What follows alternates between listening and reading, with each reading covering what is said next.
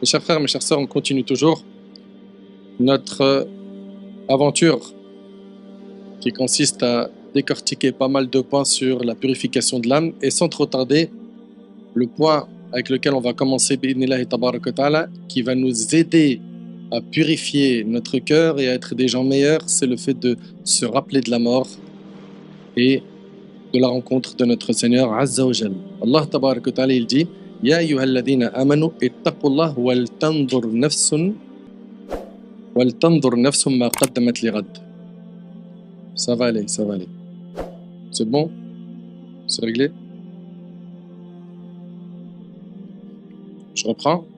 Allah tabaraka wa ta'ala nous dit Ya ayyuhalladhina amanu ittaqullah wal tanzur nafsun ma qaddamat lighad. Ô vous qui avez cru, craignez Allah et voyez ce que chacun d'entre vous a préparé pour demain, c'est-à-dire le jour du jugement. Et le prophète alayhi salatu wassalam a dit multipliez le rappel de celle qui brise les plaisirs, à savoir la mort. Et la mort, c'est ce qui nous sépare de l'autre monde, du monde de la tombe et ce qui va venir après. La mort ne prévient pas.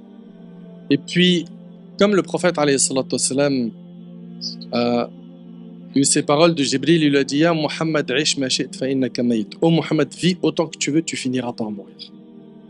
Kullu man alayha fan. Allah Ta'ala, il dit tout ce qui est sur la surface de la terre va un jour disparaître. Allah Ta'ala a dit au prophète Afa in mitta fahumul khalidun. Est-ce que si toi tu meurs, eux ils vont rester éternellement sur terre? Chacun d'entre nous, tôt ou tard, il va quitter ce monde. Allah Ta'ala, il dit Aynama takunu yudrikkumul maut. Où que vous soyez, la mort vous atteindra. Qul innal mawta alladhi tafirruna minhu fa innahu mulaqikum. Allah il nous dit la mort que vous fuyez va certes vous rencontrer. Donc ça c'est une réalité. L'humanité entière la reconnaît. Musulmans, non musulmans, tout le monde sait qu'un jour ou l'autre on va partir. Non tant que musulman, c'est qu'après la mort commence une autre vie. Et le prophète alayhi salatu wassalam, il nous a enseigné dans un hadith, il n'y a de vraie vie que celle de l'au-delà. La vraie vie, c'est pas celle-là. Comme disent notre jeunesse, cette vie c'est du falche. C'est du mytho. La vraie vie, c'est l'autre. Elle est éternelle. C'est la demeure de stabilité. Il n'y a plus aucun problème, aucun souci, aucun chagrin, aucune maladie, aucune tristesse, aucune rancune, aucune envie, aucune jalousie. Et pour l'éternité, il faut vraiment être chaos spirituellement pour ne pas investir pour l'au-delà. Le croyant, il fait très attention à ce que ses actions soient toujours en conformité avec la religion. Est-ce qu'on est en train de dire par là qu'on est des anges infaillibles? Non. Le prophète m'a dit tous les fils d'Adam sont des pécheurs. Et les meilleurs d'entre eux sont ceux qui se repentent. On fait tous des péchés. D'accord? Mais, à chaque fois que tu fais un péché, souviens-toi d'Allah. Rappelle-toi d'Allah. وَالَّذِينَ إِذَا فَعَلُوا فَحِشَةً أَوْ ظَلَمُوا أَنفُسَهُم, ceux qui, quand ils commettent une turpitude ou qu'ils sont injustes envers eux-mêmes, Zakarullah, se souviennent d'Allah. Et après, Zakarullah, zid, wastaghfaru li dhunubihim, et ils demandent pardon pour leurs péchés.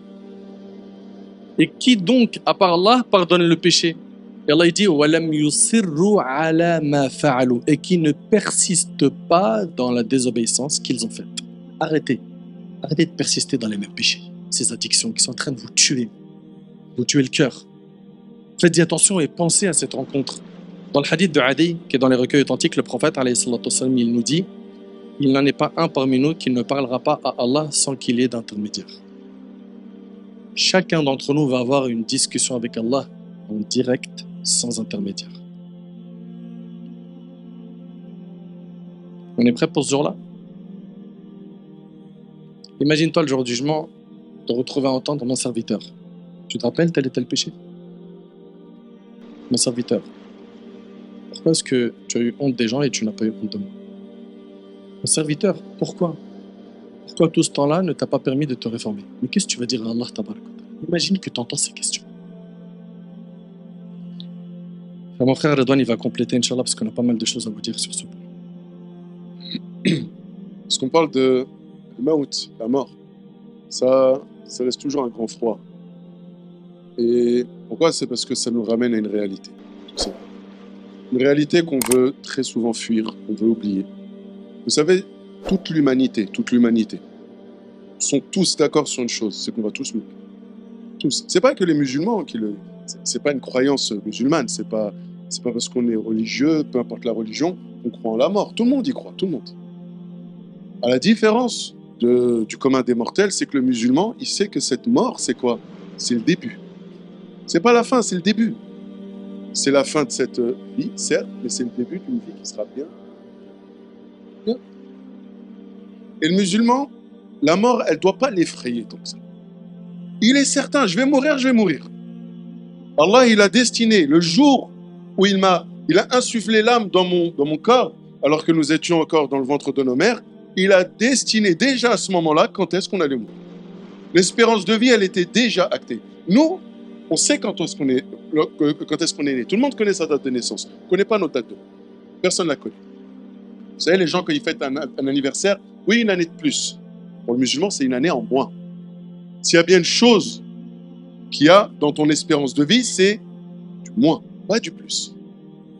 Tu as fait plus d'actions, oui, mais tu es en train de vivre moins. Et la mort, quand je vous dis, elle ne doit pas nous effrayer en soi, c'est quoi? C'est-à-dire qu'on doit s'y préparer, en fait. Je sais que je vais mourir, je vais mourir. Bah, prépare-toi. Prépare-toi. Il y avait un poète qui disait la mort est une porte. C'est le seuil d'une porte. Et tout le monde va passer ce seuil-là. Malheur à moi, après cette porte, quelle demeure je vais trouver? La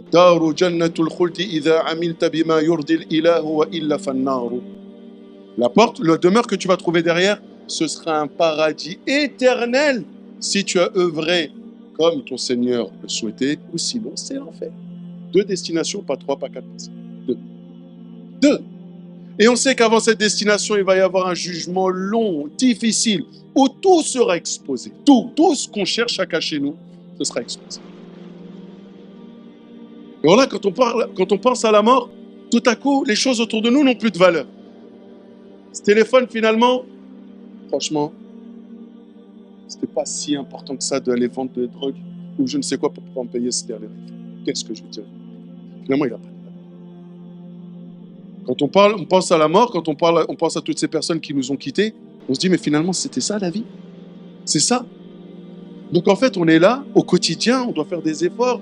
Des fois, subhanallah, on a cette réflexion, on se dit, mais tous ces gens qui ne croient pas en l'au-delà, c'est quoi le but de leur vie?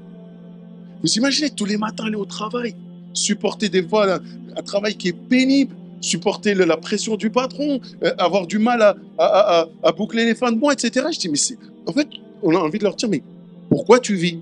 On n'est pas en train de les pousser au suicide, hein, attention. Mais juste, explique-moi, pourquoi tu te prends autant la tête?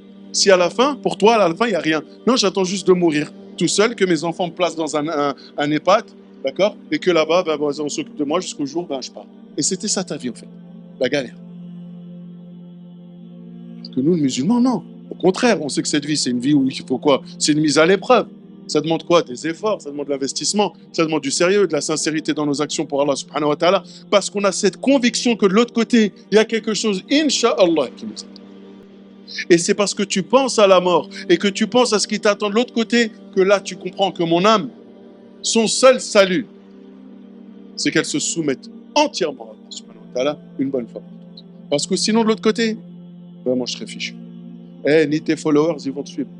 Au contraire, ya Allah, c'est lui qui nous montrait ça. C'est pour ça qu'on l'a fait. C'est lui qui nous a montré ce chemin-là. C'est ce qui va se passer réellement. Réellement. C'est pas des histoires. C'est pour de vrai. On va mourir. Un jour, on parlera de Nader, on parlera de Redouane, on parlera d'un tel et on dira Rahimahumullah. C'est ce qu'on dira. Comme on l'a dit pour certains des membres de notre famille. Ou même des amis qui sont décédés alors qu'ils étaient encore jeunes. Parce que la mort, elle prend. Se rappeler de la mort, c'est pas pour mettre une atmosphère glaciale, c'est juste pour vraiment ouvrir les yeux sur une réalité. Wallahi, je pose la question, vous allez me dire, je la pose toujours cette question. Taïb. Qui peut me jurer que ce soir il est vivant? Vas-y, je prends au mot qui veut, n'importe qui. Il dit Wallahi al-azim, moi demain matin je suis sain et sauf, je suis vivant. Je vous prends tous en main. Allez, qui est capable? Personne. Et pourtant on a fait des espoirs. Je commencerai salat l'année prochaine. Inch'Allah, je vais arrêter avec ma copine. Quand je vais me poser, Inch'Allah, dans quelques semaines, je vais réfléchir, je vais me poser, je vais arrêter mes bêtises. Arrête! T'es même pas capable de jurer que demain t'es vivant. Et tu fais des plans sur 10 ans, 20 ans, 30 ans. Demain, peut-être on priera sur toi. Qu'est-ce que tu racontes? Alors le but, ce n'est pas de rien faire de sa vie, si, faites. Mais assurez-vous que ce que vous faites, vous ne le regretterez pas, en même temps. Parce que tout ce que tu feras dans ce bas monde, tu le retrouves. Si c'est du bien, ça sera du bien. Si c'est du mal, فَلَا تَلُومَنَّ إِلَّا نَفْسَكَ. Alors, tu peux t'en prendre qu'à toi. Et vous voyez comment ça apaise, l'air de rien, ce rappel, même s'il est dur, vous voyez comment il fait du bien en vrai. Vous avez vu comment on se sent finalement? C'est ça. Je me prépare-toi. Et vis ta vie, hein, épanoui, sois heureux, profite de la vie, fais comme ça s'appelle, des projets dans ta vie, il n'y a pas de souci. Mais n'oublie pas, dans le rétroviseur, n'oublie pas, la mort, elle est juste là. Donc, n'oublie pas tes prières à l'heure. Fais en sorte de ne pas faire des péchés que tu pourrais regretter. Si tu dois des choses à des personnes, rends-leur. Et Inch'Allah, avance. Et le jour où la mort viendra te prendre, c'est une question aussi qu'on doit se poser. Aujourd'hui, là, maintenant, si on te disait la mort, elle vient dans 1 heure. L'ange de la mort, il est sympa avec toi. Il va dire, écoute, toi, je t'aime bien. Dans 1 heure, je viens, je récupère ton âme. Prépare-toi. Franchement, qui d'entre nous se dirait, c'est bon, je suis prêt. Bismillah. Ah là, je suis prêt. J'ai qu'à m'allonger, j'attends. Ah, Ya Rabbi, je suis prêt. J'attends que ça. Et Allah de te rencontrer. Franchement, on se dise la vérité. C'est pas trop ce qui passe en tête. Je sais qu'il y a des choses, je lui ai arnaqué de l'argent, je le rentre, l'autre je lui ai promis ceci, je lui ai menti. On commence à faire. En fait, il y a tellement de choses à faire. En 1 heure, je n'ai jamais le temps de faire. Sauf que Allah, subhanahu wa ta'ala, lorsqu'il décrète la mort, rien ne la retarde. Pas une seconde, pas un instant. Et si la meilleure des créatures a goûté à la mort, nous allons y goûter, nous aussi y goûter, parce que la mort, elle n'épargnera personne. On a tendance à croire que ça touche que les autres, mais ça nous touchera. Et qu'Allah, subhanahu wa ta'ala, nous accorde la meilleure des morts. Dites Amin. Par rapport à ce point, pour le compléter très rapidement et enchaîner sur ce qu'on a à vous dire, si tu veux, la mort, prends-le comme le panneau que tu vois sur l'autoroute, qui est en train de te rappeler à chaque fois la limitation de vitesse. Donc garde en tête à chaque fois que tu n'as pas le droit de faire des excès. Tu n'as pas le droit. Que tu n'as pas le droit de dépasser les limites. Et que si tu le fais, tu n'es pas à l'abri derrière d'avoir des sanctions. Mes chers frères, mes chères sœurs, on continue toujours à expliquer les moyens les plus efficaces pour purifier son âme. Et le prochain moyen, c'est l'avant-dernier. On va essayer de l'aborder rapidement parce que le mot de la fin, lui, sera long. Le prochain point qu'on va aborder avec vous, c'est la fréquentation. Tu veux devenir quelqu'un de bien, mais regarde, tu fréquentes qui?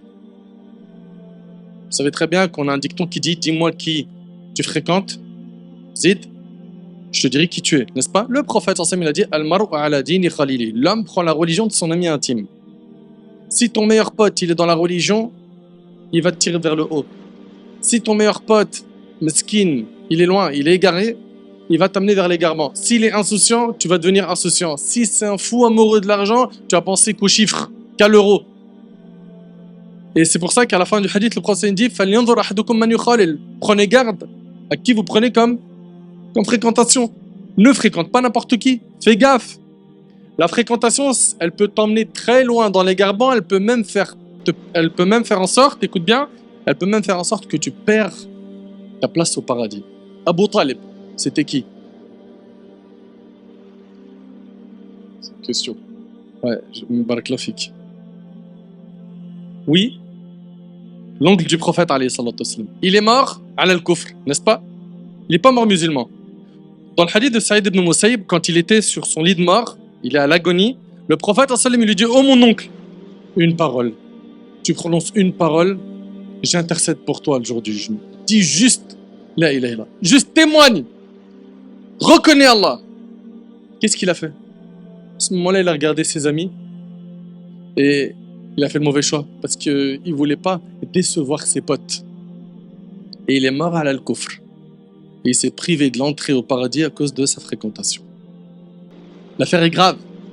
Et ne me dis pas, ouais, mais moi, ça va. Déjà, l'histoire de moi, ça va, te jeter des fleurs, ça condamne-la.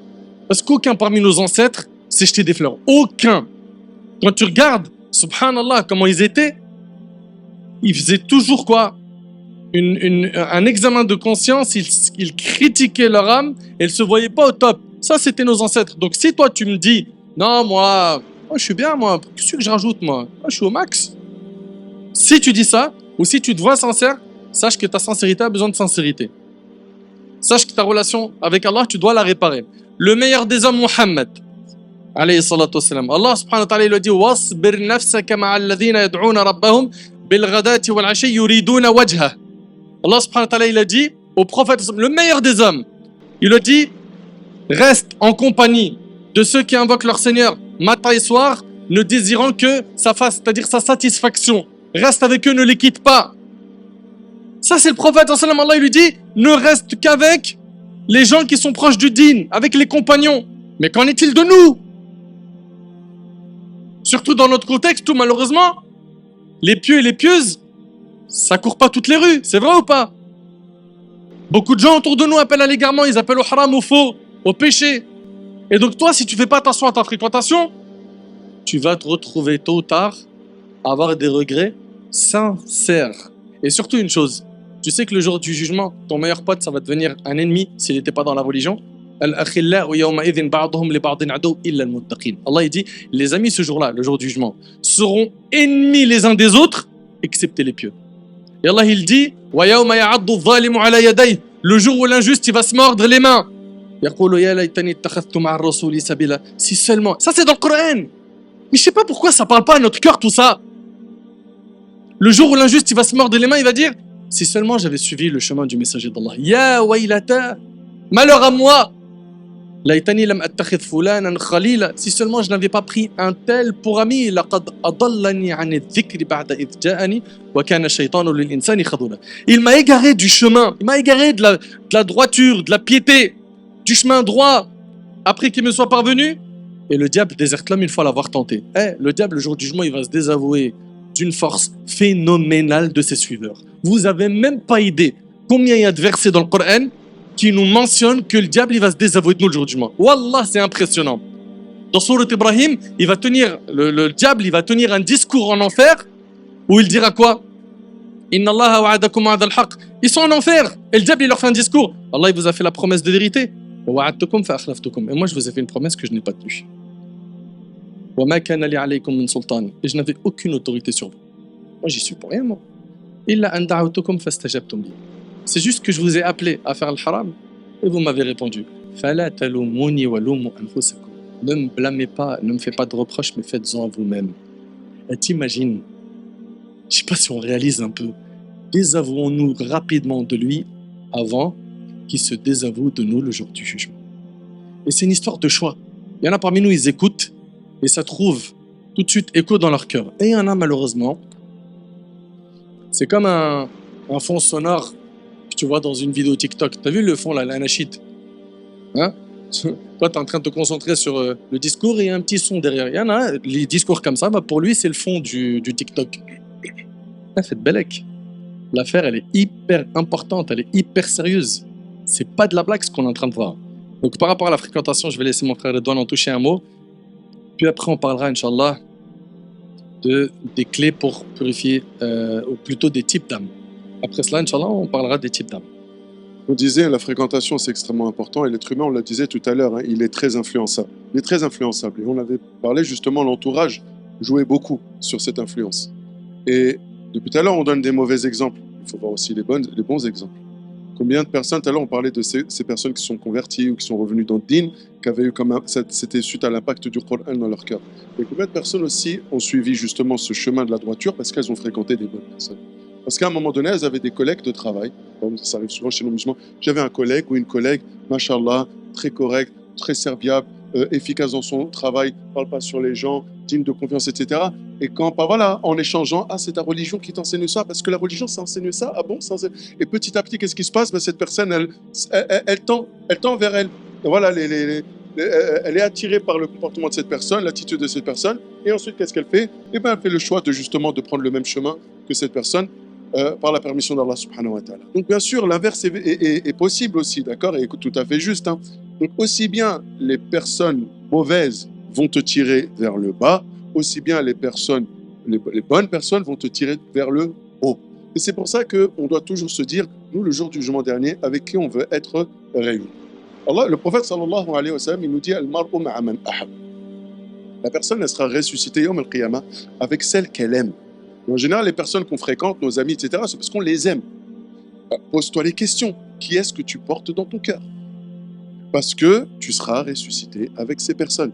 Alors ceux qui ont dans leur cœur, justement, les gens pieux, ceux qui ont dans leur cœur, le prophète sallallahu alayhi wa sallam, les compagnons, tous ces savants de l'islam, ces milliers de savants hein, qui ont vécu hein, pendant ce millénaire et demi de l'islam, etc. Quand ton cœur il est accroché à eux dans leur vie, en train de vivre avec eux, comme si tu étais avec eux, yawm al-qiyamah, bi-idnillah, tu seras avec eux. Et ces personnes que tu aimes écouter à travers des discours, comme c'est le cas de beaucoup de prédicateurs sur le net, ou que ce soit des prédicateurs ou des professeurs que tu côtoies, avec qui tu suis les cours, etc., et que ces personnes prennent la place dans ton cœur, Inch'Allah, c'est avec eux que tu seras ressuscité. Mais si celui que tu as dans ton cœur, c'est un joueur de foot, c'est un acteur, un rappeur, un influenceur, un je ne sais quoi, bah dis-toi bien que tu seras ressuscité avec lui. Et franchement, il y en a certains, je ne pense pas que c'est un bon investissement d'être ressuscité à côté d'eux, sauf si Allah les guide, bien sûr, et c'est ce qu'on leur souhaite. Hein. Ce qu'on leur souhaite, hein, c'est le bonheur dans ce bas monde, et surtout dans l'au-delà. Mais quand on voit les modèles qu'ils sont, et bon, si est-ce qu'on veut vraiment être ressuscité avec ces gens-là? Cette fréquentation, elle va te tirer vers le haut. C'est pour ça que tu dois la sélectionner. C'est pas grave si tu n'as pas d'amis. Hein. Mieux vaut être seul que mal accompagné. Hein. Mieux vaut être seul que mal accompagné. Si ton carnet d'adresses ou ton répertoire finit avec 10 numéros, alhamdulillah. Si ces 10 personnes qui sont dans tes contacts, ce sont des gens qui, mashallah, sont au top, alhamdulillah, vaut mieux être avec eux qu'avoir un carnet d'adresses ou des contacts dans son téléphone, en avoir 500, 600, 700, et qu'il n'y en a pas un qui est capable de te tirer vers le haut. Ils vont te servir à quoi finalement? L'intérêt qu'on a à se fréquenter, ça ne doit pas être un intérêt qui est lié par le matériel. D'accord, je ne fréquente pas un tel par intérêt mondain. Je sais que lui, voilà, si j'ai besoin d'argent, je sais que voilà, je peux lui faire comprendre, je suis en galère, dépanne-moi, s'il te plaît, etc. Il a de l'argent. Non, c'est pas ça. L'intérêt que j'ai à fréquenter telle personne, c'est est-ce qu'il va me rendre meilleur si je le fréquente ou pas? C'est mon miroir. En lui, je vois les défauts que j'ai. Je vois ses qualités, je me dis, je ne les ai pas. Tiens, en le fréquentant, je vais essayer. Combien de gros mots on a appris hein, parce qu'on a fréquenté telle personne? Qui nous a appris les mauvaises manières? C'est pas nos parents. Hein. Je pense hein, que quand on était enfant, malheureusement. Hein, des fois, oui, moi je parle de nos parents, je parle pas des parents d'aujourd'hui. Nos parents, ils nous ont pas appris de gros mots, ça c'est sûr et certain, au contraire. Mais on a appris ça dans la rue, on a appris ça à l'école. Toutes ces mauvaises manières, on les a appris par d'autres personnes. Donc on voit bien qu'il y a eu une bonne influence d'un côté et une mauvaise influence de l'autre. Et après à nous de dire, mais laquelle je veux? Tu veux savoir laquelle tu veux? Regarde, quel est ton objectif? La satisfaction d'Allah? Oui, prends la bonne. C'est pas la satisfaction d'Allah? Fais ce que tu veux. Wallah. Ensuite, pour terminer, Inch'Allah, on a dit beaucoup de choses. Et franchement, je souhaite du fond du cœur et je demande à Allah subhanahu wa ta'ala de faire en sorte que tout ce qu'on a dit, ce soit sincère. Et de faire en sorte que tout ce qu'on a dit, que ce soit des choses qui soient acceptées yawm al-qiyamah et qu'on sera récompensé. Et j'espère pour vous et moi, ainsi que mon frère Nader, que tout ce qu'on est en train de dire, ce ne sera pas un argument contre nous. Parce que si on a écouté toutes ces choses juste pour s'occuper, tiens, c'est le Maghreb, ça quelle heure? 20h20, 20h21, 20h22, et on s'est dit, tiens, vas-y, je vais écouter, histoire de, ça va m'occuper, je vais oublier la faim et la soif. Franchement, on a perdu, vous et moi. On aurait dû rester chez nous et on aurait dû dormir. C'était beaucoup mieux. Franchement, c'était beaucoup mieux. Mais si le but, c'est de se dire, subhanallah, j'ai écouté des choses, incha'Allah, bitawfiq min Allah, ça a été correct, ça a été positif, c'est des choses qui vont m'aider dans ma vie, et à partir de ce soir, je dois me remettre en question, et bien dans ces cas-là, alhamdulillah, t'es pas venu pour rien. Alhamdulillah, t'es pas venu. Alors, il existe 3 types d'âmes. 3 types d'âmes. En général, les savants nous les caractérisent comme ça. La première, c'est quoi? C'est l'âme incitatrice au mal.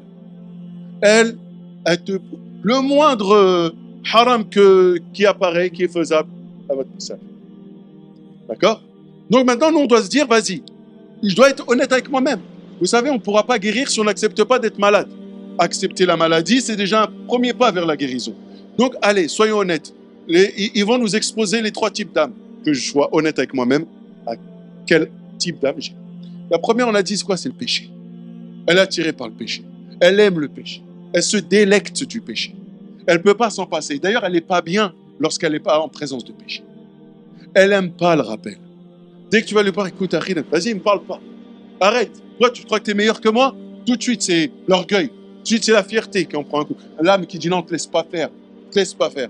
Et cette âme-là, il faut la dompter. Attention, ça ne veut pas dire qu'on est condamné. Écoutez-moi bien, même si on donne l'exemple de la pire des âmes, ça ne veut pas dire qu'on est condamné à vivre toute notre vie avec celle-là. Maintenant, moi, je l'ai identifiée. Je dois faire un effort beaucoup plus important. Vous comprenez? Le but, c'est d'identifier quel type d'âme j'ai pour ensuite trouver le meilleur remède. D'accord? Donc, cette âme, elle est, voilà. Tout ce qui est mauvais, tout ce qui est haram, c'est quelque chose qui la réjouit. Tu vas lui parler, A'udhu billah, il y a telle chose, ils ont fait, ils ont montré sur Internet, etc. Ah ouais, c'est rien, ça, franchement, c'est bien. Voilà. En fait, il ne sait plus faire la distinction entre le bien et le mal.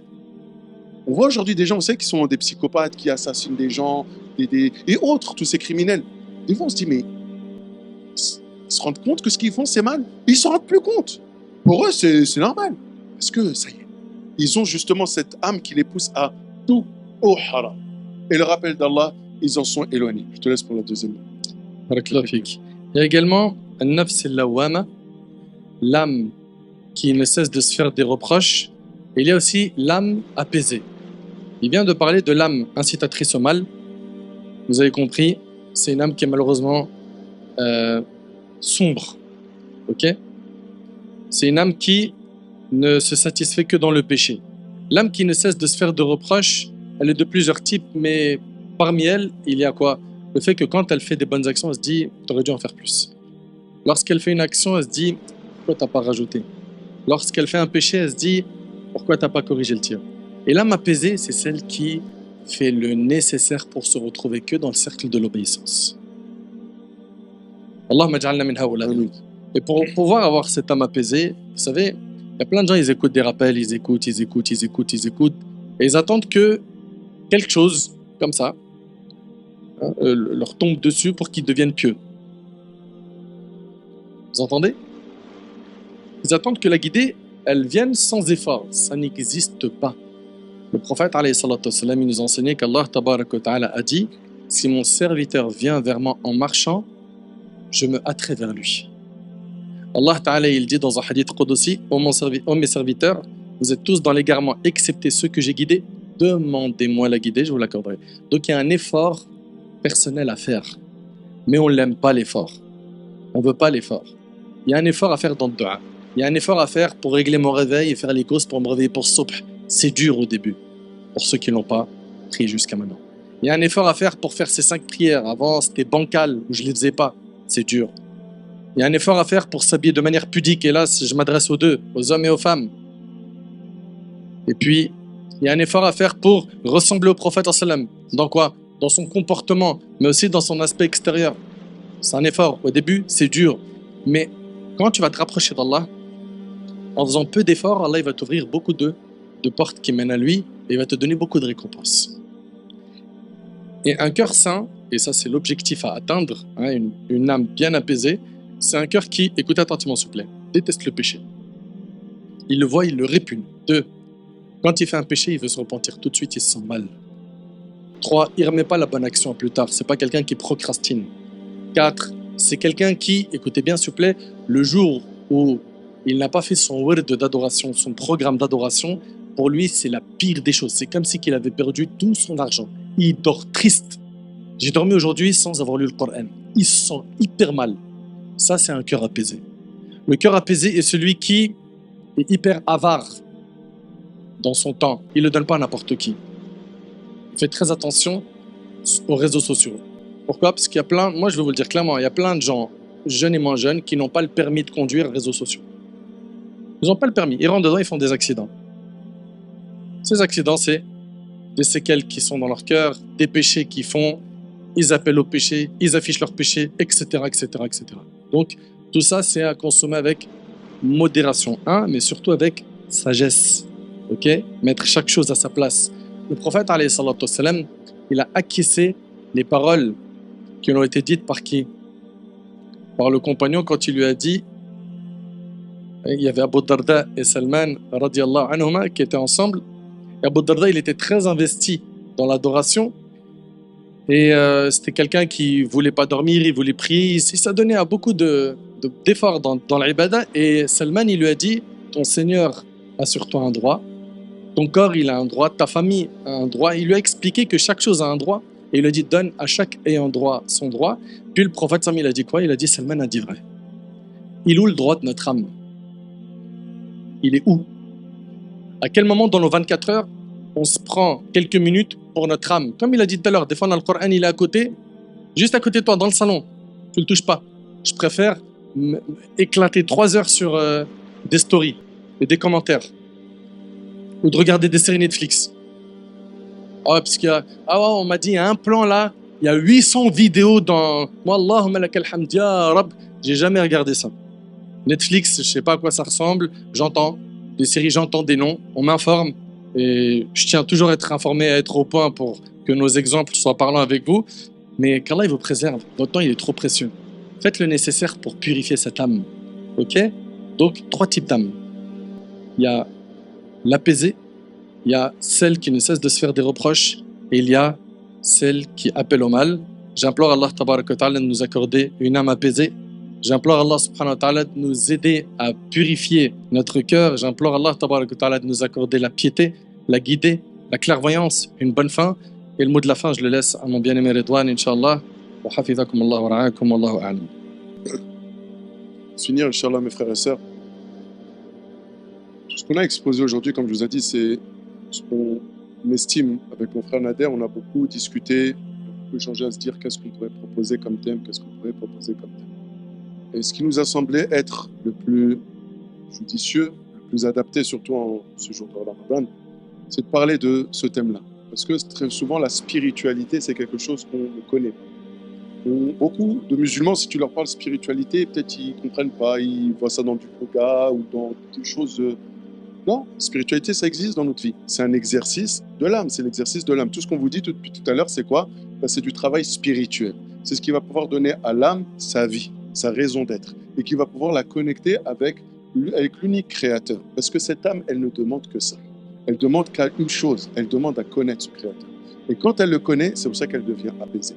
Et puis ces étapes de l'âme, que ce soit l'âme instigatrice du mal, soit celle qui se blâme, qui blâme, ou bien celle qui est apaisée, bien sûr, ce sont des étapes. Ça veut dire qu'on peut très bien passer d'une âme à une autre, comme malheureusement, on peut aussi passer d'une âme à une autre. Et quoi qu'il en soit, dans tous ces rappels-là, qu'on soit bien d'accord, wallahi qu'on ne juge personne.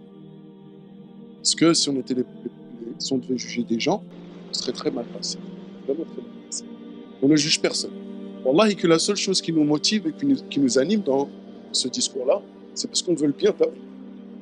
C'est parce qu'on se dit, on ne peut pas laisser la communauté du prophète, sallallahu alayhi wa sallam, se risquer autant dans ce bas monde et se laisser avoir, alors que derrière, il y a l'enfer. C'est la seule chose qui nous motive. On ne demande rien d'autre en échange. Ne pensez pas, et si c'est le cas, ne pensez pas qu'on a du mépris pour vous. On s'estime meilleur que vous. Wallah, Allah, il est témoin, c'est pas vrai. C'est pas du tout. La seule chose, c'est, voyez en nous vraiment des grands frères, des frères ou des fils qui veulent juste votre bien. Et qui, bi'idnillahi tabaraka wa ta'ala, essayent de transmettre ce que Allah subhanahu wa ta'ala transmet à son bien-aimé et qui ont fait le choix de transmettre eux aussi dans leur vie cette parole-là. Mais rien d'autre. On n'est pas des juges. Wallah, on n'est pas des juges. Et ce que vous faites, c'est entre vous et Allah subhanahu wa ta'ala. Nous, on aura rendre compte de ce qu'on a fait. On a chacun notre tombe. On aura notre compte. On aura nos comptes à rendre et ils seront déjà suffisamment longs pour qu'on puisse ensuite s'intéresser des autres. Donc, voyez-y vraiment cela que de la fraternité, que de l'amour fraternel, que un souci et de la bienfaisance. هذا والله أعلم وآخر دعوانا أن الحمد لله رب العالمين. On s'arrête là.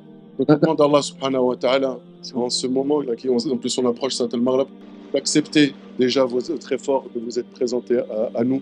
On demande à Allah subhanahu wa ta'ala de vous récompenser pour votre patience et pour votre écoute. Et on demande à Allah subhanahu wa ta'ala, comme il nous a réunis ici-bas dans ce bas monde, qu'il nous réunisse tous ensemble Yawm al-Qiyamah et qu'il nous réunisse avec Muhammad sallallahu alayhi wa sallam fil Jannah. C'est ça à quoi on aspire. Et Inch'Allah, on va faire en sorte que cette assise soit un argument pour nous Yawm al-Qiyamah et non contre nous.